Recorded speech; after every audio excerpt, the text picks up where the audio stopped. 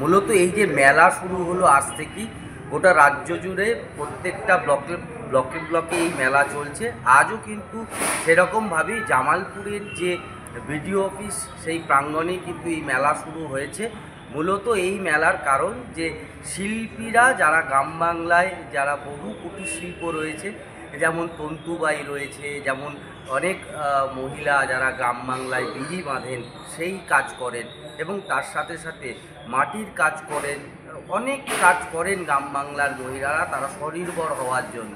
আর সেই সমস্ত মানুষদেরকে, সেই সমস্ত শিল্পকে বাঁচিয়ে রাখার জন্য প্রতিটা শিল্পীকে একই ছাদের তলায় আনা হচ্ছে। পশ্চিমবঙ্গ সরকার এমনই একটা উদ্যোগ নিয়েছেন যে পশ্চিমবঙ্গ সরকারের উদ্যোগ যে এই প্রতিটা মানুষকে একটা ছাদের তলায় এনে তাদেরকে শিল্পীর যে কাঠ সেই শিল্পীর কাঠ করে দেওয়া এবং তার সাথে সাথে প্রতিটা শিল্পীকে বাঁচিয়ে রাখার জন্য, এই শিল্পকে বাঁচিয়ে রাখার জন্য 5 লক্ষ টাকা করে ঋণ দেওয়া হবে।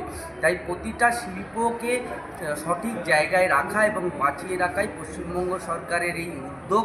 এমএসএমইর মেলা, সেই মেলা কিন্তু আজ থেকে শুরু হলো জামালপুরে এবং চলবে রবিবার পর্যন্ত।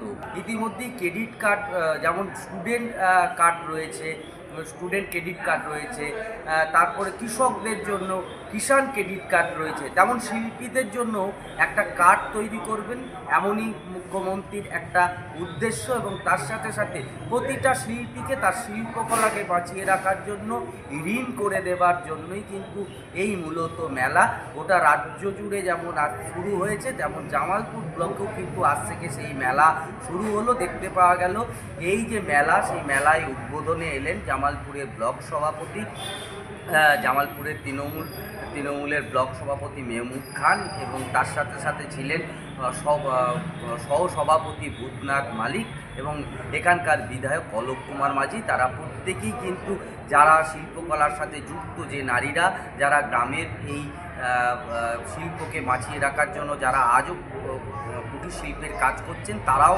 উপস্থিত থাকলেন এবং তাদেরকে বোঝালেন যাতে তারা এখানে আসে এবং এখানে এসে গোটা বিষয়টাকে বোঝার চেষ্টা করেন এবং এই কার্ড নিয়ে আগামী দিনে যাতে সচ্ছলভাবে তাদের এই কুটির শিল্পকে বাঁচাতে পারে তারই ব্যবস্থার জন্যই কিন্তু এই মেলা আজ থেকে শুরু হলো জামালপুরে।